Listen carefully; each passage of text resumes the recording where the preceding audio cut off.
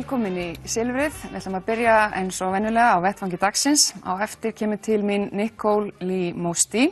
Hún þingmaður Bjartar framtíðar og formaður velferðarnefndar Alþingis og við ætlum að fjalla þessum fátækt sem var talað hérna fyrir viku í þættinum. Síðan kemur Ragnar Þór Ingólfsson, nýkjörinn formaður VR. Hann tekur við embætti í næstu viku, í vikunni. Og við ætlum að fara eins yfir störfin framundan og verkalýðsbaráttuna. Við byrjum hérna á vettvangi dagsins. Þau eru sest hjá mér Sigurður Hannesson, framkvæmdastjóri hjá Kviku banka, Hanna Katrín Friðriksson, þingmaður Viðreisnar, Vilhjálmur Bjarnason, þingmaður Sjálfstæðisflokksins og Logi Einarsson, formaður Samfylkingarinnar. Velkomin öll sömul. Takk. Við ætlum að byrja á svona þessari stórfrétt síðustu viku sem voru kaup erlendra vogunarsjóða á tæpum 30% hlut í Arion banka og forsvarsmenn ríkisstjórnarinnar fögnuðu þessu ákaft svona til að byrja með þegar tilkynnt var þessa sölu. Bjarni Benediktsson forsætisráðherra sagði að viðskiptin væru mikið styrkleikamerki. Benedikt Jóhannesson fjármálaráðherra talaði að sjóðirnir væru að veðja með bankunum á Íslandi en ef að senda raddirnar hafa síðan komið upp eftir þetta, minnst einn sjóðanna sektaður fyrir mútumál, aðkoma mútumáli. Og það liggur náttúrulega ekkert fyrir hverjir endanlegir eigendur þessara banka eru. Sigurður, þú náttúrulega þekkir einhverju leyti þessa kröfu á bankana sem nú voru að kaupa hlut eftir störf þín fyrir framkvæmdahóp stjórnvalda afléttingu hafta. Hvernig blasir þetta við þér? Það blasir þannig við mér að þó að efnahagsleg endurreisn hafi tekist vonum framar hérna hjá okkur og við sjáum marga mælikvarða þess eins og erlenda stöðu og lánshæfi og fleira, að þá hefur okkur ekki tekist að byggja upp traust að nýju. Eins og við hefum þurft að gera. Og það birtist hérna hjá okkur í þessu máli. Þú talar þá traust á bönkunum? Traust á bönkunum og kannski bara traust í samfélaginu líka. Lykilatriði fyrir það er gagnsæi. Ég held að gagnsæi sé forsenda trúverðugleika og trausts og að þetta gangi vel.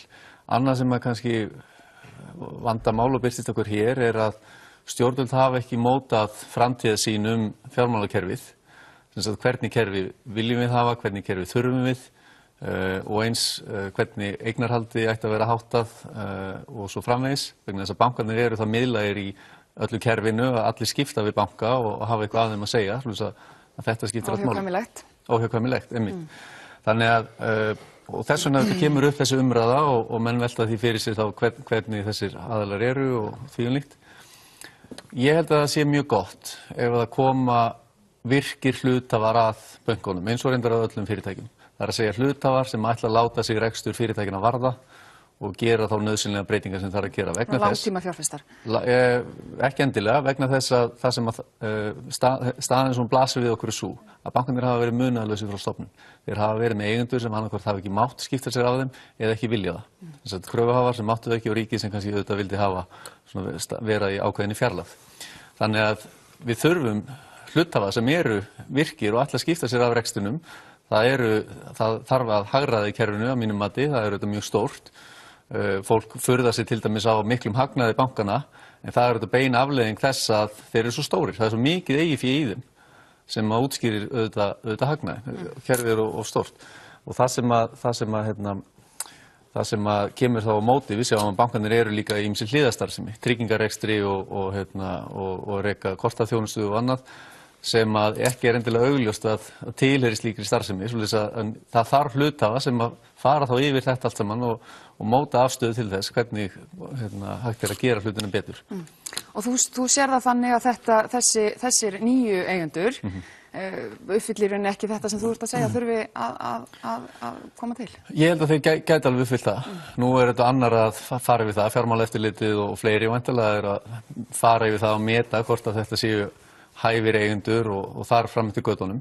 En ég held allavega að það þurfi svona eigendur og þetta geta vel verið slíkir eigendur en við auðvitað vitum ekki endilega þeirra fyrirætlanir, þessu stöddu. Já, Vilhjálmur, þú situr náttúrulega í efnahags- og viðskiptanefnd Alþingis, þið fengu til ykkar fjármálaeftirlitið í vikunni.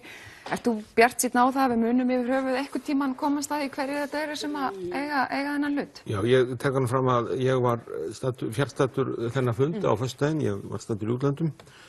En sko, það er náttúrulega grundvallaratriði varðandi svona fyrirtæki eins og banka, tryggingafélög og að það sé vitað hverjir eigendurnir eru og vitað fyrirætlanir þeirra og það er grundvallaratriði líka að að bankar séu starfræktir með þeim hætti að þeir þjóni viðskiptavini sem eru bæði heimili og fyrirtæki, einstaklingar og fyrirtæki. Þannig að bankar verði ekki drangvítir á lífskjör. En það sem að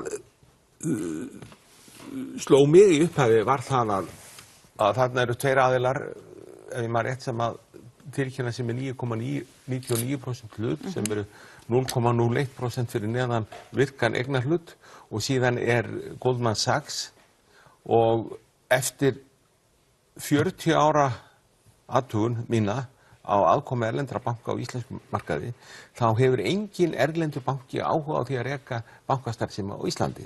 Erlendur bankar þeir hafa þau viðskipti sem þeir vilja, velja úr þá viðskiptavini sem þeir vilja og þannig að aðkoma Goldman Sachs er fyrir mér dálítið óskýr. Það getur vel verið að þetta kom allt í ljós og það hefur verið óskastaða hér að í það minnsta einn þessara banka sé í eigu útlendinga sem að koma með eitthvað nýtt. Nú það gerðist fyrir 14 árum að það hrósuðu allir happi yfir því að þýskur banki hafi keypt Búnaðarbankann og svo kemur nú í ljós í vikuna að það var ekki þýskur banki sem keypti Búnaðarbankann og það er þessi hlutur sem að, eins og Sigurður segir, traust. Sko fjármálamarkaðir byggjast bara á einu orði, þeir byggjast á trausti.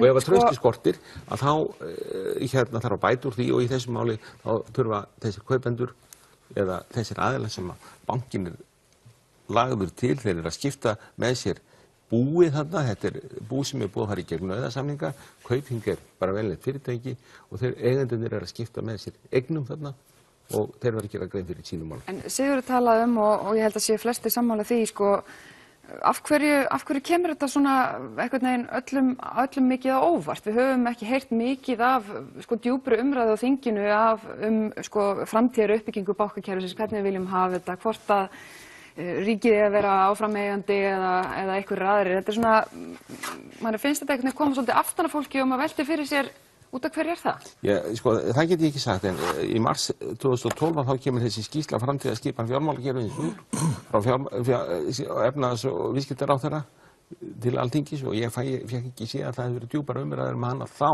Nei. Og umræðurnar hérna hafa fyrst og fremst snúist svona vangaveltur það hversu stórt bankakerfið á að vera og þá er horft á það eingöngu, það eru líka hér lífeyrissjóðir sem eru hluti af fjármálakerfinu og sennilegur lífeyrissjóðirnir, já, orðnir alltaf því jafn stórir og bankakerfið, sumt að því er þá tvítali þar vegna innbyrðisviðskipta, en fólk verður mjög hissa og það er þetta skelfilega orð vogunarsjóðir sem menn horfa í. Já, Hanna Katrín, þið Vilhjálmur eru náttúrulega bæði í ríkisstjórnarflokkunum. Hvernig ert þú ánægð með þessi viðskipti? Ég er ánægð með að þessi sala hafi átt sér stað vegna þess að hún skila miklum fjármunum inn í ríkissjóð sem fara beint í niðurgreiðslu skulda, 5%. Ég meina það er ekkert lítið þegar litið er síðan til þessa langtíma sýnar að lækka skuldastöðu ríkisins og nemur með tilheyrandi jákvæðum áhrifum á vexti og svo framvegis. En ég tek fyllilega undir þessa áréttingu mikilvægi trausts. Mér langar kannski aðeins að minna á það að það var nú í tíð fyrir ríkisstjórna þegar varaformaður Framsóknarflokksins núverandi flutti þingsályktunartillögu sem var samþykkt að Ísland gengist undir evrópskt fjármálaeftirlit. Þannig að við höfum þessar evrópsku fjármálastofnanir núna í bakhundinni ef að FME sefur á einhvern þáttu verðinu sem ég til enga ástæðu til að ætla núna með þær breytingar og stífu reglur sem þar eru komnar. Við erum komið með nokkuð virkt eftirlitskerfi á þetta. Það hefur líka komið fram og í máli Benedikt Jóhannessonar fjármálaráðherra, hann leggur mikla áherslu á það að við komumst að því að það verði gegnsæis í ríki og við fáum það uppgefið hverju standa þarna bakvið, eigendur og helstu stjórnendur og annað. Þannig að það eru næstu skref og vonandi gengur það eftir. En við eigum allavega núna og það er ólíku saman að jafna núna stöðinu og fyrir rúmum 10 árum. Ég meina við höfum vonandi lært af reynslunni, regluverkið er allavega orðið allt annað. Og það er bara rétt að árétta það er ekki æskilegt langt í frá að sitja uppi, ef svo má segja, með eigendur sem einhvern hátt tengjast eins og hér hefur komið fram, Tortóla eða einhverjum við líka stöðum með að fyrirbærum og ég meina við erum öll eða flest saman það að slíkt tengsl eru bara ekki æskileg í íslensk viðskipt og stjórnmálalíf og það má ekki verða og þar þurfum við að stinga niður fæti. Logi, þú ert áheyrnarfulltrúi í efnahags- og viðskiptanefnd og þú sast þennan fund í vikunni þar sem að fjármálaeftirlitið kom. Hvað getur sagt okkur á því? Það komu nú svo sem fá svör fram, annað heldur en að það var staðfest í rauninni það sem að menn óttuðust. Þessir aðilar, þeir notuðu náttúrulega ýmsar aðferði til þess að flýta eins fyrir viðskiptun og þeir gátu, héldu eignarhaldinu undir þessu viðmiði sem Vilhjálmur kom inn á til þess að verða ekki virkir eignaraðilar og falla þá ekki undir þetta nákvæma eftirlit fyrst. En það skipti máli í þessari umræðu að hér hefur verið tekin umræða framtíð bankakerfisins, ítrekkað á Alþingi, meðal annars Oddný Harðardóttir. Og það ekki í rauninni eitthvað spari orð að tala sífellt traust. Fólk man náttúrulega 8 ár aftur í tíman þegar hér var hrun, þegar krónan féll, þegar atvinnuleysi ókst, þegar skuldir ríkissjóðs ruku upp. Við þurftum að gangast inn á samkomulag við AGS, við þurftum að sitja á fjármagnshöft. Vogunarsjóðir hafa í rauninni ekki það í farteskinu yfirleitt að vera að hugsa samfélagslega þætti eða langtíma hagsmuni. Þeir munu reyna eins og þeir geta að hagnast og græða eins fljótt og þeir mögulega geta. Það þeirra eðli og í þessu ljósi náttúrulega sérstaklega slæmt að horfa til þess að við erum þarna með aðila eins og Oxif og fleiri sem hafa beinlínis verið dæmdir til að borga sektir vegna spillingar í Líbíu og Kongó. Maður spyr sig líka þau skilyrði og þeir samningar sem að lágu að baki stöðuleika samningunum sem voru gerðir í tíð síðustu ríkisstjórnar voru þeir nógu stífir. Menn veltu fyrir sér þá, ég heyrði að fyrrverandi forsætisráðherra Sigmundur Davíð talaði það að menn hefðu ekki reiknað með að menn fara að kaupa því sjálfum sér. Þannig að það spurning, voru menn og harðir þá, en staðan í dag þetta grafalvarleg vegna þess að það ekki bara framtíð þessa banka í húfi, heldur traust almennings, almennt á bönkum og það sem Vilhjálmur kemur inn á, áhuga alvöru bankafyrirtækja, gjarnan erlendis frá, til þess að stunda hér viðskipti. Þar þurfum við reyndar að taka til umræðu ýmislegt annað eins og peningastefnuna. Hvað það sem veldur því að menn hafi ekki áhuga að reka banka hér? Það gjaldmiðillinn, Vilhjálmur? Það verðtryggingin eða er það eitthvað annað? Við þurfum að taka opna umræðu þetta. Það sé aðeins að koma inn í þetta að þú nefnir stöðugleikaskilyrðin og það að... En þið hljótið að hafa velt í fyrir ykkur einmitt möguleikanum á því hvort að kröfuhafarnir myndu gera það sem þeir að gera núna. Engin slík skilyrði voru til staðar. Ég bara minni á það að einn banki fór til ríkisins og menn geta svo lagt saman 2 og 2 af hverju það gerist og annar var í eigu kröfuhafa. Þannig að jú, menn auðvitað veltu þessu fyrir sér og ef við skoðum það samkomulag sem var gert að þá auðvitað forkaupsréttur. Ríkið hefur forkaupsrétt á ákveðnu verði og ég sá nú ekki betur í mokkanum í gær en að ekki hefðu orðið af kaupum lífeyrissjóða vegna þess að þeir töldu verðið vera of hátt, þetta verð. En þessir aðilar, sjóðunni, voru allavega tilbúin að greiða þetta verð. Þess að auðvitað voru sett ákveðin skilyrði þarna inn til þess að koma í veg fyrir að þessir aðilar myndi selja sér bankana á allt og lágu verði, á einhverju málamyndaverði og í rauninni hafa þannig fjármuni af ríkinu vegna þess að við mögum ekki gleyma því eins og kom fram í áðan að allt söluandvirði núna fer til ríkisins og allt söluandvirði ef að kauprétturinn verið nýttur og FME veitir heimild fyrir virkum eignarhlut að þá með það líka fara til ríkisins og meira til út af afkomuskiptasamningi. En það ekki rétt hjá mig líka að leið og þau skilyrði uppfyllt, að þessi búið að greiða ríkinu þessar 84 milljarða, að þá hafi menn líka ríkari heimildir og sé auðveldara fyrir þá að ná peningum út úr bönkunum? Já, ég held nú að ríkið eigi forkaupsrétt að hverju einasta bréfi á þessu verði. Ég er að meina arð og annað slíkt? Já, það algjörlega, við geta greitt sér arð. Þannig að það verður í rauninni spennandi en ógnvekjandi að sjá hverja næstu vikur verða. Nei. En þetta er banki án ríkisábyrgða líka, það er nauðsynlegt að halda því til haga. Kom það eitthvað til greina að ríkið tæki til sín Arion banka? Ég meina þá væri við náttúrulega alltaf annars stöðu, þá hefði ríkið bara stjórnvöld geta ráðið því hverjum þeir vildu selja banka og þeir litist ekki á einhvern eins og vogunarsjóði með slæma sögu og geta bara valið að selja einhverjum öðrum. Væri áhugi fyrir því? Ég held að það hafi þóttu vera ákjósanlegt að ríkið sæti ekki upp með allt bankakerfið. það væri einhverju bankar þá. Það aðalega náttúrulega það væri þá ábyrgð þessara aðila að koma bankunum þá í aðra hendur. Hanna Katrín, hvernig hvað sér þið fyrir þeirra gerist núna? Mun þingið taka einhverja reyna að ná samstöðum, breytingar á bankakerfinu, hertari reglur eða eitthvað svona til þess að ná sátt það hvernig svona fjármálakerfi ætlum að reka hérna? Ég held að það sé alveg ljóst að það verkefni sem bíður þingsins að gera það. Þessi sátt, hún byrja og endi í þinginu en þingið þarf að koma klárlega mjög sterkt inn þar og umræðan sem Logi nefndi hérna áðan hefur klárlega farið á stað. Það núna til skoðunar í fjármálaráðuneytinu meðan annars það hvort og það á hvern hátt mögulega skuli staðið að því að aðskilja starfsemi viðskiptabanka og fjárfestingarbanka sem nú stór hluti af umræðinu sem átt sér stað og það einfaldlega í skoðun og fleiri þætti mætti telja þannig að ég held að það sé alveg rétt, þetta stórt framtíðarverkefni og margt sem byggir á því að það náist upp traust í þessum geira. Allir meðvitaður það. Já, Vilhjálmur, það sé alveg hárrétt, en kannski í framhaldi af þessu, aðskilnaður viðskiptabanka og fjárfestingarbanka, þetta mjög oft svona talað þetta, sem eitt svona dæmi það hvernig hægt að reka kerfið og öruggari hátt. En gleymið því ekki að það var viðskiptabankahlutin sem féll 2008. Akkurat.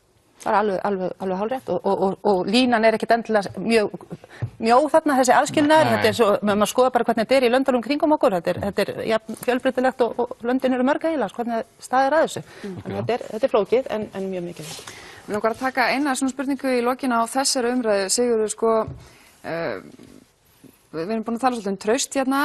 Telur þú að ef að þeir sem horfir að við komumst í rauninni ekkert að því hverjir eiga þessa hluti, er einhver hætta áhlaupi á svona banka eins og Arion banka? Ég myndi ekki telja það. Nei. Ég held sé engar líkur á því. Og gleymi því ekki að eins og það hefur verið nefnt svolítið í vikunni með þessi mörk. Þeir kaupa 9,99% af því að mörkin eru við 10%. Það kannski ekki við fjárfestana að sakast, heldur það auðvitað. Þeir spila náttúrulega bara eftir settum reglum. Stjórnvalda að setja reglunar og þangað auðvitað þarf að líta í þessum máli og öllum öðrum eftir breytingum ef að menn telur þar á því. Langar aðeins að fara með inn í pólitíkina. Það kom ný skoðanakönnun hjá Fréttablaðinu í vikunni og Sjálfstæðisflokkurinn en stærsti flokkurinn með 32% fylgi. Það sem vekur athygli að hvorki Björt framtíð né Viðreisn myndi samkvæmt þessari könnun ná inn manni og þó að sé náttúrulega varhugavert að hengja sig endilega á einhverjar stakar kannanir að þá svo sem hefur þetta verið svona ákveðin þróun í skoðanakönnunum hingað til að fylgi Bjartar framtíðar og Viðreisnar að minnka og meðan að Sjálfstæðisflokkurinn okkur stækkar að stendur í stað.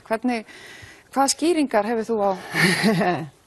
Já, þetta alveg rétt, þetta og ég tek undir það, þó að það ákveðin þróun þannig í gangi og þetta ekki skemmtilegt að horfa upp á. Mér langar svona, ég get kannski nefnt svona tvennt sem fyrir gegnum höfuð á mér allavega og það annars vegar það að stjórnarandstaðan hefur verið ansi samstiga svona í því að heimfara góðverk ríkisstjórnar upp á Sjálfstæðisflokkinn og hefur svona haft svona einhvern veginn lagt áherslu á að gera hag hans mikinn þarna og að samaskapi draga úr störfum hinna stjórnarflokkana.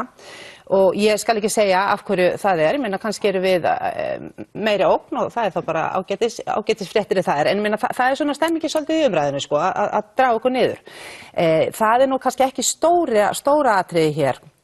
Heldur hitt að allavega fyrir Viðreisn, og ég tala nú bara fyrir okkur, að í aðdraganda kosninga þá vorum við með mjög metnaðarfull markmið og kosningaloforð stóra þætti sem vörðuðu almannahagsmuni og ég get tekið kerfisbreytingarnar í sjávarútvegi og landbúnaði, ég get tekið endurskoðun peningastefnunar, vaxtamálin, Evrópumálin og svo fleiri. Allt eru þetta mál sem okkur tókst í stjórnarmyndunarviðræðum að koma upp á borðið í mismunandi sterkum málum en þau eru þarna og það verið að vinna í öllum þessum málum.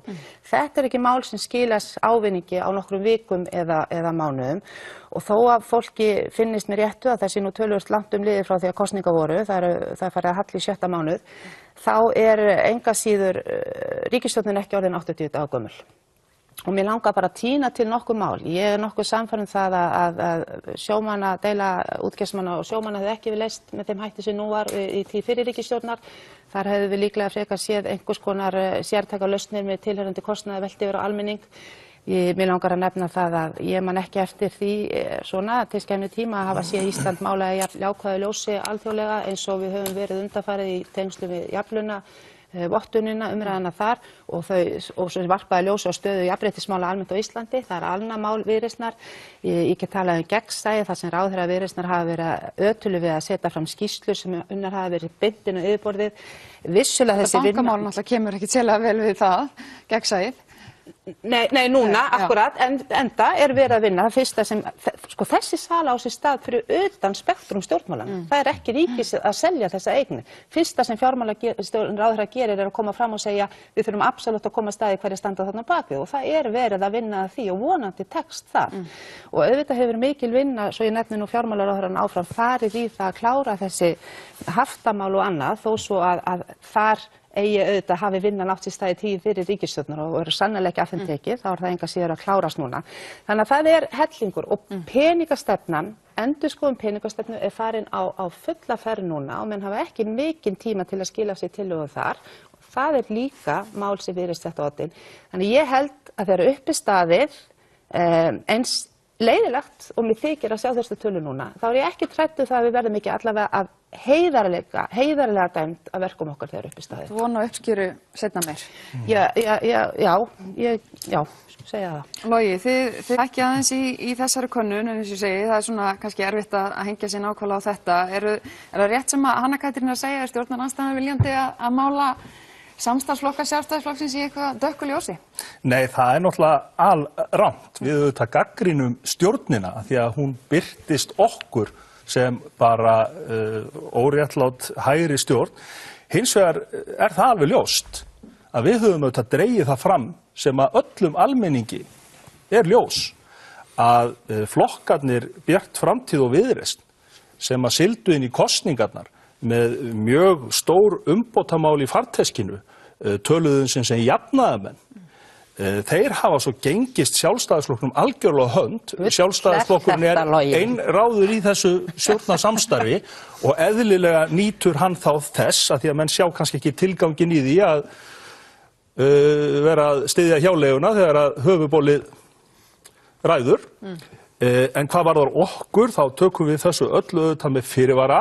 Það hefur þó staðfest í flestum könnunum að við höfum verið að síga aðeins upp á við. Þetta engin herragarður ennþá, en sígandi lukka best og við sjáum það núna á þessum stutta tíma í lífi þessar ríkisstjórnar að nú þörf á grundvallar átökum samfélagið, jöfnuð, skiptingu gæða. Það hvort að auðræðið verður hér endanlega ráðandi í íslensku samfélagi eins og að gerast víða heim eða hvort að við náum að taka á þessum málum sem að þú ert að fara að ræða hér á eftir, fátækt, misskiptingu og óréttlæti.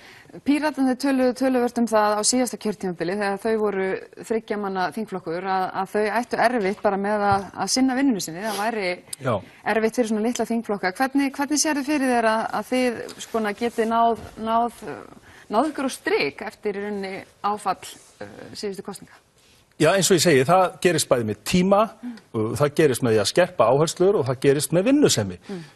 Við getum ekki leyft okkur það að tala sum mál og önnur ekki vegna þess að sem betur fer þá Samfylkingin stórflokkur í sveitastjórnum með fjöruga og góða grasrót sem heldur okkur við efnið. Þannig að við þurfum einfaldlega bara að hlaupa. En við þurfum að hlaupa samt í rauninni nógu hratt til þess að það skil okkur fram á veg, en samt það varlega að við hrösum ekki. Vilhjálmur, akkur gengur samstarfsflokkum Sjálfstæðisflokksins alltaf svona illa þegar þeir eru meldir eftir að hafa leikið við? Og akkur græðið þið svona samstarfinu við okkur? Já, ég veit ekki. Ég var að segja það. Ég hef nú enga skýring á því, sko, stundum eru samstarfsflokkar Sjálfstæðisflokksins svo leiðinlegir, sko, til dæmis eins og ríkisstjórnin 2009 til 2013, hún hefði svona ýmsa eiginleika leiðinda og og ég kann enga skýring á því. Ég að vísu tek það fram að samstarfsflokkar okkar núna ekki með leiðindi en það kannski vert að athuga það að Sjálfstæðisflokkurinn kemur núna inn í annað kjörtímabil í stjórn og síðasta kjörtímabil þurfti að taka á ýmsum málum og það var hægt að loka fjárlagagati og það var hægt að leysa upp þrotabú bankana sem var óleysanleg gáta áður og það hefur margt gengið vel og Sjálfstæðisflokkurinn nýtur þess núna en ég hef enga skýring á því af hverju samstarfsflokkar okkar vegnar illa en það ég segi alltaf varðandi þess að blessa skoðanakannir, það ein skoðanakannir sem ég varðar og hún til kosninga og þá ekki að kjósa á næstinni og ja, hver veit? Allavega samstarfi gengur þokkarlega og ég var kosinn 4 ára og við eigum hér verk að vinna, manni finnst nú alltaf öllum verkefni sem lokið, það búið að afnema gjaldeyrissöft en þetta verkefni sem að við stöndum frammi fyrir að fjármálakerfið, það skiptir okkur verulegu máli. Það til dæmis skiptir okkur verulegu máli af hverju við erum að borga mjög háa vexti, ekki bara, og þannig getum við sleppt öllu hjálum verðtryggingu, heldur raunvextir eru mjög háir. Og þarna komum við fyrir á peningastefnuna sem við töluðum hérna, sem var að endurskoða. Það nefnilega ekkert lögmál að raunvextir á Íslandi séu hærri en í nágrannalöndum, þó að svo hafa verið rauninum langt skeið. Vandamálið það í þessari vinnu peningastefnuna að það allir sammála því að það þurfa að endurskoða peningastefnuna. Seðlabankinn hefur talað það í mörg ár að samhliða losun hafta þyrfti að fara í þá vinnu og stjórnmálaflokkarnir sennilega allir en þetta að verða mjög ótrúverðugt. Flestir nú búið að skipa hóp sem að fer í málið. Vandamálið það að það engin samstaða. Það engin samstaða leið. Og ég minni á það að fyrir svona 5 árum síðan þá gerði Seðlabankinn mjög ítarlega skýrslu 700 blaðsíður að lengd valkosti Íslands í peningamálum og gengismálum. Ég held að við hana sé litlu sem enga bæta. Þannig að það sem þarf að gera að taka ákvörðun. Þannig að við þurfum ekki að taka umræðuna, við þurfum að taka ákvörðun. En það þessari nefnd nákvæmlega ætlað að gera. Hún á ekki að skrifa aðra skýrslu, heldur koma með kostina. En það þetta helsta áskorun stjórnmálana fram á veginn út af stóra pólitíska málið. Af því að skoðanir eru svo ofboðslega ólíkar innan ríkisstjórnar og svona innan Alþingis. Í þessum stóru málum þá þetta sem að kannski hlutinni stranda á. Við getum líka skoðað eins og McKinsey gáð skýrslu í september heilbrigðiskerfið. Stóra vandamálið þar það vantar stefnumörkun. Og við sjáum það líka með fjármálakerfi, það vantar framtíðarsýn og svo framvegis. Þannig að ég myndi gjarna vilja sjá stjórnmálin taka fleiri ákvarðanir. Ég held að sé líka komið að því núna. Mjög oft bara svolítið reaktív. Þetta það sem að fólk svolítið að sjá í þessu bankasölumáli. Það upplifir að það vanti framtíðarsýn og upplifir að það vanti svona stefnumörkun, akkurat eins og Sigurður að segja og það það sem þið eruð að fara að gera. Þegar menn eru fyrir haus að móka sig upp úr vandanum, þá það kannski eitthvað sem tekur ansi mikla orku og ég held að við höfum öll verið svona nálgast á eitthvað þáttuna. Það náttúrulega núna með þessum síðustu skrefum, það bara komið upp annað stig, sko. Við erum búin að voka okkur undir vandanum. Það var gert fyrstu árin eftir hrun í þessari leiðindastjórn sem að Vilhjálmur talaði en það voru kannski ástæða fyrir því að menn voru í átökum þar. Núna erum við hins vegar komin á þann stað að hér hagvöxtur fordæmalaus. Hér árar að margan hátt vel. Við erum samt ekki að gangast við því að hjálpa þeim sem þurfa á því að halda. Við erum ennþá að horfa upp á misskiptingu eykst. Við erum ekki að nýta tekjumöguleika í auðlindum, fjármagnstekjuskatti, hátekjuskatti, auðlegðarskatti. Við erum ekki að nota þá tekjuöflunarleiðir sem við gætum gert til þess að byggja hér upp innviði, heilbrigðiskerfi, menntakerfi eins og allir flokkar lofuðu fyrir kosningar. Og núverandi ríkisstjórnarflokkar eru að vinna í, en þetta tekur einfaldlega lengri tíma en 80 daga. Já, hún að vinna í því? Þetta minnir mig á söguna þegar að Sólon Íslandus reiknaði konu barn og úrin aftur. Við sjáum samgönguáætlun, hún birtist svo vanfjármögnuð upp á 13-14 milljarða. Það bætt við hana 4 og síðan ætla menn að hrósa sig núna að því að koma með 1200 milljónir. Menn eru bara einfaldlega ekki að standa við það sem við lofuðu fyrir kosningar. Við erum að reyna að standa við það sem aðri lofuðu fyrir kosningar, ekki satt, vegna þess að við erum að tala áætlun sem var samþykkt. Lofuðu þið þessu ekki? þessari samgönguáætlun sem var samþykkt á þingi í síðastliðið haust. Lofuðu þið ekki stórkostlegri uppbyggingu innviða í samfélaginu? Við gerðum það. Já.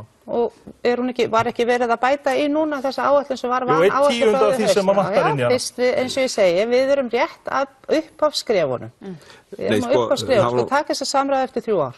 Gerum það endilega. Algjörlega. Ég hlakka til. Ég líka. Já, ef ég kemst einhvern veginn að þá ég var stoppaður hérna miðri ræð á þann og nú ætla ég nú að fá að klára hann ef ég mann hvar ég var staddur. En það hefur komið margt fram síðan. Ég ætla að bæta því inn í með þessa framtíða sína. Hér eru menn endalaust að spóla í einhverju hjarli aðskilna viðskiptabanka og fjárfestingabanka og þessi skilgreiningar á hvorum sig hefur algjörlega vantað. Og eins og Sigurður nefndi hér áðan að fjárfestingabankar bankastarfsemi bankana var ekki hinn eiginlegi tapvaldur. Það sem gerðist ósköpur einfaldlega var það að bankarnir urðu fjárfestingasjóðir sem allt annað. Fjárfestingabanki mjög áhættulaus vegna þess að hann kaupir hlutabréf og selur þau strax, hann sölutir ekki skuldabréf og þannig að hann lifir fyrst og fremst á tóknunum. Og síðan nefnir hér Logi fjármagnstekjuskatt sem reyndar rangnefni, hann heitir, ef hann rétt hugsaður, þá lítur hann heita fjáreignatekjuskattur, tekjur af fjáreignum og hann nú reyndar þannig núna að tekjur af banka innistæðum, sem skattlagning vaxta og yfir 100% af raunávöxtun. Þannig að það ýmsir hvatar hér í samfélaginu til þess að minnka banka og auka skuldsetningu. Þannig að og eykur það jafnvægi í samfélaginu. Nú á síðasta kjörtímabili og gildandi fjárlögum að þá var gefið hressilega í almannatryggingagreiðslur og við erum í rauninni komin af ystu mörkum í fjárlögum þráttur góð æri. Það vantar hann upp á samgönguáætlun og vantar á fleiri stöðum. Þannig að við verðum náttúrulega að vinna vel úr því sem að nú Mér langar rétt í lokin að taka smá forskot á sæluna með umræðina sér að taka við Nicole á eftir og það umræðum fátækt og það fór dálítið hátt í síðustu viku eftir að Mikael Torfason mætti hér með eldræðu þættina sína fátækt sem eru spilaðar á Rás 1. Logi, ég veit að þú eru sterkar skoðanir á þessu. Við erum að tala núna eitthvað í kringu 4.000 mann sem að lifa í sárri fátækt. Sér þú fyrir þér að eitthvað verið gert til þess að aðstoða þetta fólk frekar en gert núna á þessu kjörtímabili? Við verðum að gera það. Við erum að tala miklu hærri tölu. Við erum að tala bara 6.000 börn sem búa við fátækt. Í fyrsta lagi þurfum við náttúrulega að viðurkenna þetta. Og eins og Mikael svo skýrt kom til skila, nú þarf þessi hópur sem bara venjulegt fólk sem jafnvel útivinnandi og ætti að hafa alla forsendur til að lifa. Nú þarf það að skila skömmunni til stjórnvalda, til þeirra sem að maka krókinn á kerfin okkar. Við þurfum að grípa til bráðaaðgerða, en við þurfum líka að fara að búa okkur undir gjörbyltingu í atvinnulífi, þar sem sjálfvæðing, gervigreind og annað mun gera það að verkum að atvinnustig mun verða með allt öðrum hætti, vinnuframlag einstaklinga mun verða með allt öðrum hætti. Við þurfum að bregðast við því, bæði með því að spýta í menntun, en einnig þurfum við að tryggja það að ávinningur af þessari hagræðingu lendi ekki allir hjá fyrirtækjum og auki þannig mun á milli fólks, eða hvort hann lendir til samfélagsins, til uppbyggingar á því. Anna Katrín. Nú eru Logi bara sammála. Já. Og ég veit ekki hvort að talan velferðarvaktin ræður nefnir 4.000 einstaklingar sem búa við sárafátækt. Ég átta mig ekki að þetta fleiri sárafátækt. Skilgreiningarmunur á sárafátækt og fátækt. Þessi tala bara á há og það skiptir ekki máli hvort að hún á ekki að lækka 100 eða 1000, hún þarf bara að fara. Og orka velferðarkerfisins okkar, hún þarf að vera á þessu fólki fyrst, það þarf að forgangsraða það. Til þess að geta forgangsraða rétt þá þurfum við að hafa réttar tölur og upp á við þurfum að vita hvað við erum að kljást við nákvæmlega, en það skiptir máli hvernig við tökum á þessu. Og ég veit að það er verið að vinna þessum málum í velferðarráðuneytinu og mér langar bara örsnögt að tengja, þetta tengist náttúrulega líka stöðun á húsnæðismarkaði og vaxtamálum, vegna þess bara svo stór hluti af orku fólks fer í þessi mál. Þar aðgerðahópur, 4 ráðherra, það koma tillögur núna öðru hvorum veginn páska.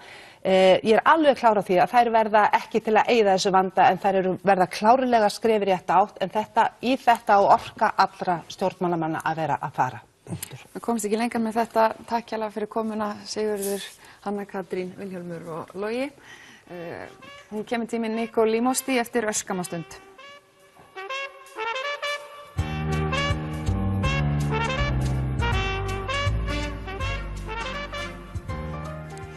Sest hjá mér Nicole Lee Mosti, þingmaður Bjartar framtíðar og formaður velferðarnefndar Alþingis. Velkomin Nicole. Takk hérlega fyrir að bjóða mig. Já, það vakti mikla athygli eins og ég sagði hérna áðan, þegar Mikael Torfason sem sér þættina Fátækt á Rás 1 kom hérna fyrir viku síðan og flutti mikla eldræðu fátækt og þú sagðir í kjölfarið að hér væri bara þörf á almennri umræðu þennan bara samfélagslega vanda sem við stöndum frammi fyrir, að hér búa eitthvað í kringu 4.000 manns við sárafátækt samkvæmt þeirri skilgreiningu, 6.500 börn búa við allavega það sem skilgreinir sem fátækt. Sko, ég skoðaði stefnuyfirlýsingu ríkisstjórnarinnar, það ekki mikið talað um fátækt, eða ekkert talað um fátækt og ekki mikið í rauninni talað um þessi mál þar. Hvað svona, ég spyr bara beint, hvað ætlið þið að gera? Orðið í sjálfu sér kemur ekkert fram þannig, en ef skoðið all þeim kerfum sem þarf að takast á við fátæki, þá eru fullt af stór orðum, eins og til dæmis í almannatryggingu, í menntunarkerfi, ég meina hluti eins og, við tökum bara mín stað sem innflytjendur. Ég get alveg verið einn af þessum manneskja sem hefur fengið þessi skilgreiningu. Ég meina þegar ég flutti ég var með 40.000 krónur á mánuð laun, halvan dag í leikskóla og var að skúra á 2 stöðum til þess að ná saman pening til þess að geta greiða hlutunum. Ég myndi vera einn af þeim. Þekkir þetta á eigin skinni? Já, á eigin skinni. Að þetta í okkur sátumál, það ýmislega heilbrigðiskerfi. Þetta svolítið, við tökum orðið fátækt og þetta alveg eitt lítinn orð sem hafi rosalega mikið skilning bak við því. Og þessi skilgreiningu sem við nótum og neysla viðmið og þessi stett hefur minni og verra en þessi stett og einstæð foreldra. Við þurfum að skilgreina hvaða einstæð foreldra og hvað það í þeirra fari sem setja þeim í þessu stöðu. Því að við þurfum líka að viðurkenna að það til einstæð foreldra sem hafa þetta gott, sem lifa vel af og börnum þeim njóta góðs afkerfi sem eru þar til að bjarga þeim. Og meðan þau vinna og hafa þak yfir höfuð og þetta svo víðtæk og inn í okkur, heilbrigðiskostnaði.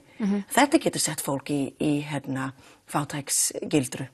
Það ýmislegt og við með alls konar kvæði og orðum hér og þar sem mun takast á þessi markvíslega vandinn sem fátæki. En þarf ekki þú nefnir hérna menntunarkerfið, almannatryggingar, heilbrigðiskerfið, ekki þörf á því, við svo fámenn þjóð og það svo erfitt að horfa upp á því sérstaklega þegar fólk aftur fara að tala um góðæri, að hérna séu svona margir að búa við það sem skilgreint sem sár fátækt og manni finnst það svo undarlegt í svona miklu fámenni, við getum ekki haldið betur utan þetta fólk. Þarf ekki í rauninni öll þessi kerfi sem varst að nefna áðan að koma einhvern veginn saman til þess að leysa þennan vanda? Þeir þarf að koma saman, en þeir þurfa að koma saman með það sama markmið, að gera fyrir þeim sem hafa það verst með valdefling, hvort þetta andleg valdefling eða að efla fólk til virkni.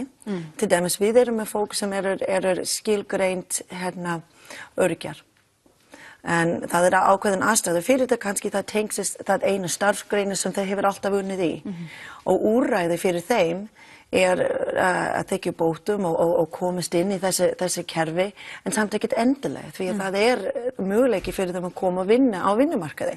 En möguleiki fyrir, því að kannski það eina hlutastarf sem í boði ræstingustarf. Og þú með meisli sem mun bara gera verri. Þá þetta ekki í boði fyrir þig. Við þurfum að hugsa svona utan kassan og við þurfum að hugsa menntun. Til dæmis, ég ekkert með þetta orðrætt, ég hef átt að hafa þetta orðrætt, þessi 25 ára reglu. sem var sett af fyrir ríkisstjórn. Við verðum að taka þetta af, við verðum að vinna í það. Nei, ég ekki sátt við það. Við í Bjartri framtíð reyndum að koma og í okkur samnings í því að við vinnum að það vegna þess að þarna erum við að tala þarna kannski einn af þessum foreldra sem einstæð, sem lendi því að eignast barn ung, 18 ára. Barn kemst ekkert inn í leikskóla fyrir 2 ára, það voru náttúrulega tvítugt. Að reyna að það þarf að vinna inn í leigumarkaði, að finna húsnæði. Það er ýmislegt þarna sem kemur þessi manneskja ekkert endilega inni. Ég alveg rosalega, ég veit að þetta kannski óþolandi fyrir fólk að heyra hvað ég tala hluti í Breiðholtið. En við verðum að gera þetta. Því að þarna höfum við reynd að taka á hluti. Við höfum reynd að láta kerfum vinna saman. Við höfum fengið aðkomu ríkisins sem mæti sveitafélag, því það mestu þjónustu veitið og Mendi núna til dæmis var einmitt verkefni þar sem ríkið reyndi að koma fólk eftir á stað í menntunarkerfi, komum eftir inn, fólk sem hefur dottið út og það var greitt af menntamálaráðuneytinu, það var greitt að hluti til af Reykjavíkurborg og Mímir. Þessi komið saman með að koma fólk eftir og fullt af íslensku námskeið voru veitt fyrir innflytjendur sem kannski hafa allt annað menntun sem þau ekkert fengið mettað. Það líka í stjórnarsáttmála hjá okkur. Við viljum að fólk fái þeirra menntun mettað og þau kom inn í menntakerfi og ná sig á flug að og þarna vorum við að valdefla fólk. Ég sem leikskólastjóri fór út og betlaði og fekk mér eins mikið styrk og ég gat til að halda íslenska námskeið fyrir mínu foreldra. Svo þau geti tengist betur það sem ég verið að gera með börn og líka samfélag sem heild. Það svona hluti og það verkefni Tinna núna í gangi sem fyrir ríkisstjórn og velferðarvaktin kom víða af að setja í gangi þar sem við erum að vinna með einmitt einstæð foreldra og þessi börn sem eru búið með sárafátæk og komið þeim í íþróttir og tómstund og skoða og rýna og þeim mun mæta til minn á mánudaginn til að kynna með þessi verkefni og velferðarvaktin til þess að tala við okkur og það við þurfum að setja okkur saman, greina vel hvað vandinn og hugsa alltaf það næsta skref og hvernig við eflum fólk að komast áfram en ekkert með reiði. Nei. Ekkert með reiði.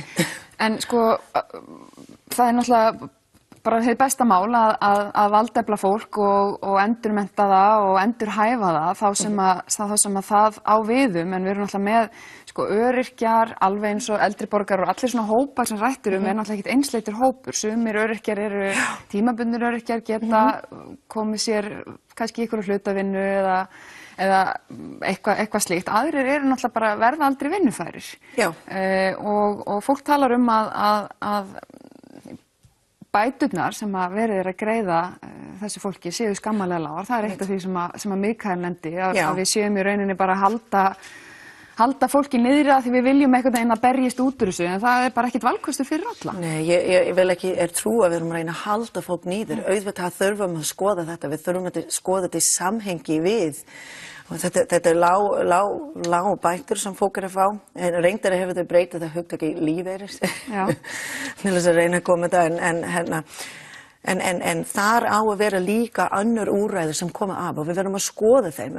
Núna var eitthvað hækkun sem fór fram áramót og það veldi skerðing annar stað í kerfi sem bitnar þá að þann hóp. Við verðum að horfa á þetta bara mér víða og sjá hvað tekur við af hvað og þegar ég tala valdefling, það alveg rétt í því, það fullt af fólk sem mun ekki koma út á vinnumarkaði en þegar ég tala að efla fólk til virkni, ég tala samfélag, ég tel að allir hef eitthvað hlutverk að ganga, stórt eða lítið, ég meina þingmenn ekkert með aðstoðumenn og það öryggir sem þykir lág bætur. Var þetta ekki fínt að það geti hjálpa mig með það sem ég þarf að gera í skrifstofu, að við getum vinnað saman. Við getum vinnað saman á þessi mál sem situr á borðið mitt núna. Við þurfum að hugsa utan kassan. Hvernig allir, þetta valdefling líka, þegar ég tala þetta, ég vil meina líka við komum í veg fyrir þessi félagslega einangrun. Því að það einn að vera fátæk hvað varður krónum og möguleiki á vinnumarkaði hittu þetta og það annað að vera fátækt í hugsun og Mikael kom svolítið inn á það að það eru margt fólk í þessum staði sem pínu svona þetta svona fyrir mig? Þarf ég að lifa á þessum kerfum? Nei, við verðum að hugsa utan kassan og vinna saman allir að fólk og þannig megum að tala við öryrkjar, hvað með falla fólk? NPA verður lögfest á þessu kjörtímabili. Þetta munum við gera og það mikilvægt. Þarna verður að tala þess hóps fólk sem lendir, jaðarhóp sem lendir undir. Og það mjög mikilvægt að þessi kerfi sem við erum að vinna með og allt þessu og þessi valdefling, það snýr líka af þeim. Mér langar rétt í restina, þú og Pavel Bartosek brjótuð blað núna í kosningunum. Þið eru fyrstu innflytjendirnir sem eru kosnir sem aðalmenn inn á Alþingi. Og þú sérstaklega eftir þessa umræðu síðustu viku að þá má segja að þú kannski fengið smá baukinn einhvern veginn fyrir það að tala ekki fullkomnu íslensku. Finnst þér, eru Íslendingar með bara fordóma fyrir innflytjendum? Upplifirðu það? Ég myndi aldrei alhæfa Íslendingur hafa það, en það hluti Íslendingur sem, gerir það og ég hef lengi þurft að þola það. Sem formaður hverfisráð, ég sitt eitthvað inn og á Facebook síður hjá íbúasamtökin og þá bara, hún tjá sig ekkert vel og hún segir þetta og ég þurfti að þola þetta lengi og hefur ekkert leyft þetta þannig sér fara fyrir henni inn í húðin. Nú erum við að beita þetta gegn mér og mér finnst þetta rangt. Mér finnst þetta mjög rangt vegna þess að við viljum hafa samfélag þar sem allir getur takið þátt, ég tala þetta. Alþingi á að endurspegla það samfélag sem við búum í. Herðu, ég einn af þessi 8% sem búa hérna, greiða skatt og hefur lagt mitt fram. Ég meina, ég geti tala mínu íslensku eins og þau vilja en hlusta á innihald. Og ef þeir skilja mig ekki hika við að spyrja mig áður en þú kallar mig vanhæf. Fyrir ég alveg reiðbúin að tala við fólk og vil það. Og mín viðbrögð með þessi sem gerist núna í viku að þeim sem vilja pikka út setningur og snúa þeim á móti mig og svoleiðis, ég alveg tilbúin að loka á þetta. Ég alveg tilbúin að loka á þetta vegna þess að ég haf eitthvað erindi. Takk hérlega fyrir komuna, Nicole. Þú skilst bara mjög vel. Ragnar Þór Ingólfsson, nýkjörinn formaður VR, ætlar að setjast hjá mér eftir örskamma stund.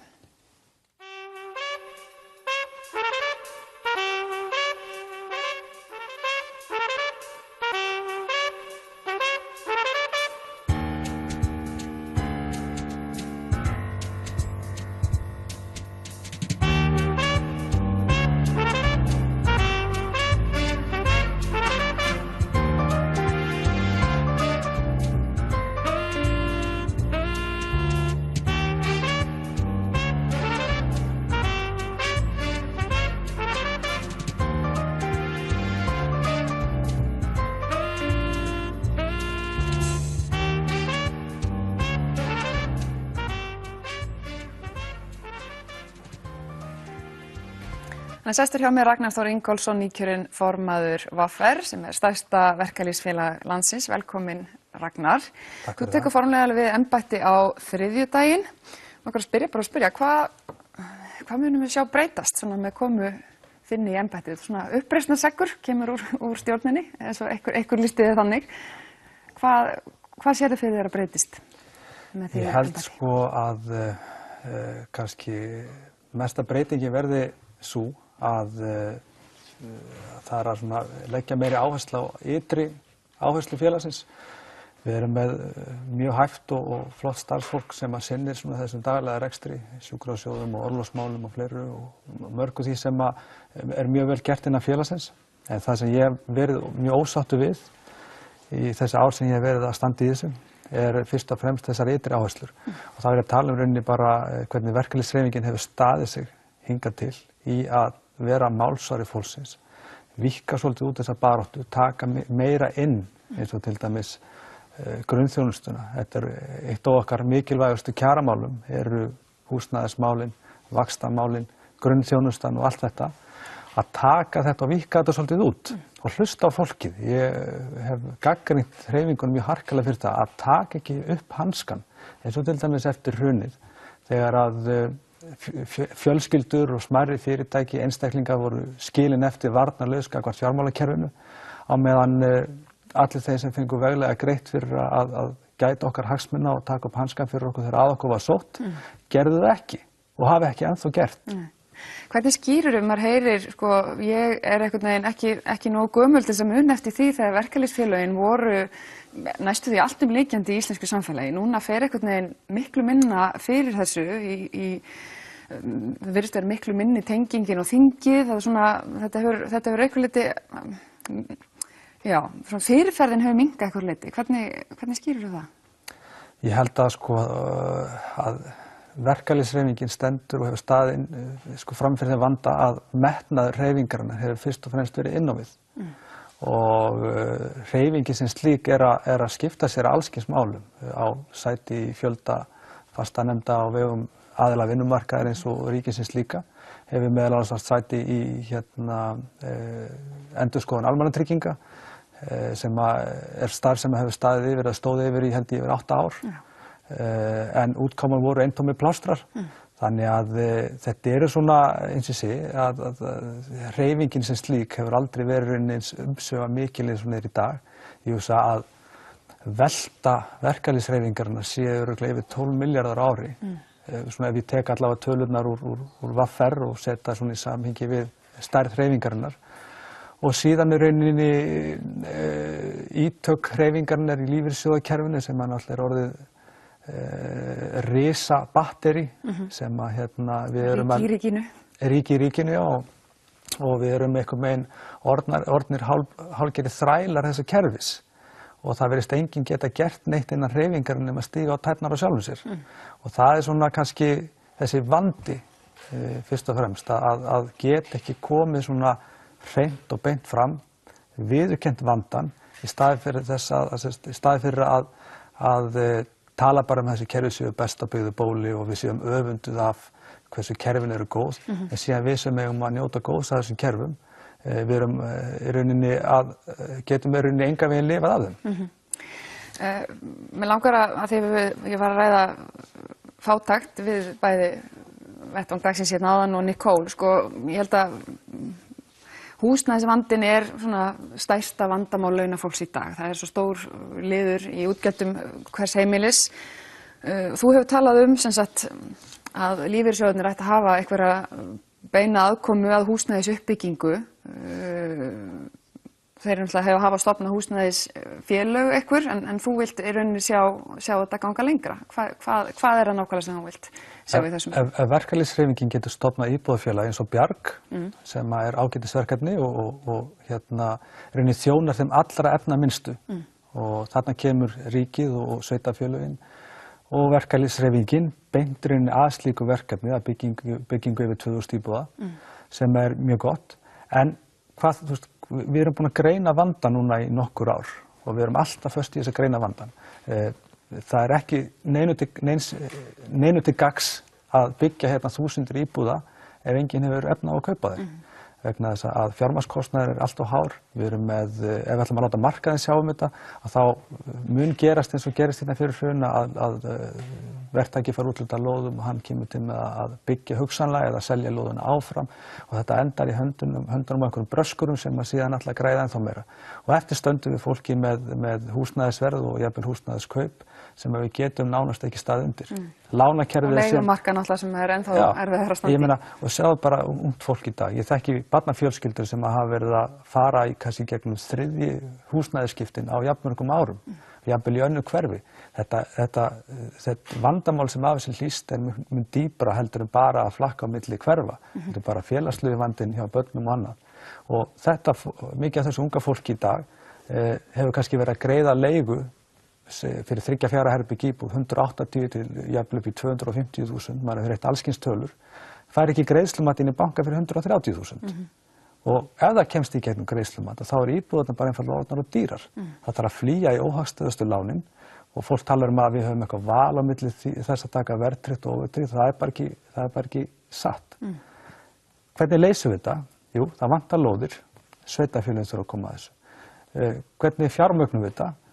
Lífeyrissjóðirnir eiga við 3.500 milljarða og við erum að tala um að þeir komið með þolumætt, fjármagn sem hefur nægilega þolumæði til þess að fjármagna svona verkefni á þess að það er að græða upp úr rjári á einhverju einustu krónu sem þeir lána út. Við erum bara að tala um brotabrot að komið að svona verkefni og fjármagna þau tímabundið. Það enginn að tala að gefa peninga. Ég efast að þetta hafi nokkur áhrif á okkar svona framtíðar rétt í lífeyrissjóðakerfinu. Við getum líka tekið sem dæmi, ef lífeyrissjóðirnir hefðu byggt 1000 íbúðir fyrir hrun, þá hefðu þeir ekki tapað þessum 1000 íbúðum. Þannig það ekki alltaf að tala það að lífeyrissjóðirnir þurfi alltaf að græða. Við þurfum að fá stjórnvöld að þessu og við þurfum aðila vinnumarkaðarins. Við þurfum þjóðarátak og þjóðarsátt í húsnæðismálum. Hugsanlega kannski taka þessa aðila alla saman og loka þá einhvers staðar inni, þangað þeir komast að lausn og niðurstöðu að geta unnið saman og komið með lausnir. Við sáum að þetta var gert eftir Vestmannaeyjagosið 73. Það var viðlagsjárshúsin og við höfum séð eins og uppbyggingu á Breiðholtinu og fleiri. Við höfum dæmi og það hægt að fara í þessi mál. Það þarf bara þennan vilja til þess að starfa saman í staðinn fyrir að benda hver og annan hverjum ástandið er raunin að kenna þegar við erum með alla þessa hópa og lausnirnar beint fyrir framan okkur. Og þú mynd beita þér fyrir þessu? Ég mun að sjálfsögðu beita mig fyrir þessu og fara einmitt í fleiri mál sem ég talaði um. Það síðustu ár hefur það tíðkast að formaður VR taki sæti í miðstjórn ASÍ. Þú lýst yfir að þú viljir ekki gera það og náttúrulega bara tala mjög afgerandi gegn forystumönnum ASÍ og þá sérstaklega náttúrulega Gylfa Arnbjörnssyni, formanni. Sko, hvað nákvæmlega viltu sjá að gerist þar núna? Er þetta í rauninni bara þannig að þú vilt að hann fari frá og þá ert þú til í að koma inn? Eða hvernig sérðu svona samband VR og ASÍ núna frá og með þriðjudaginn? Ég byrjaði að koma stjórninni saman. Ég náttúrulega ræði þessu ekki alveg einn, en ég ræði hvað ég geri. Og eitt af þessum stóru málum sem að mér hefur fundist mjög gagnrýnivert við verkalýðshreyfinguna er þetta fádæma sinnuleysi fyrir þessum stóru málaflokkum sem við stöndum fram fyrir í dag. Við erum með Alþýðusambandið sem er að ráðast ráðast gegn kjarabaráttu kennara. Við erum með verkalýðshreyfingu sem er að mótmæla því hversu kostnaðarþak sjúklinga á að vera hátt í staði fyrir að berjast fyrir því að við höfum að hafa gjaldfrjálsa heilbrigðisþjónustu. Þetta er svo margt, þetta er svona risastór hugmyndafræðilegur ágreiningur milli mín og ASÍ hingað til. En þetta er ekkert persónulegt. En ég hef ekki áhuga á að starfa á þeim grunni. Hins vegar, ef að verkalýðshreyfingin tekur þessi skýru skilaboð sem ég hef með í farteskinu, þessa afgerandi niðurstöðu í VR-kosningunni og reynir að líta sér nær og skoða sig inn á við og fara að hlusta á fólkið og hlusta á það sem fólkið er að biðja í þessu samfélagi og fer að hugsa kannski þann strúktur sem við viljum byggja samfélagið á, að þá er ég alltaf tilbúin til að hlusta en ekki fyrr.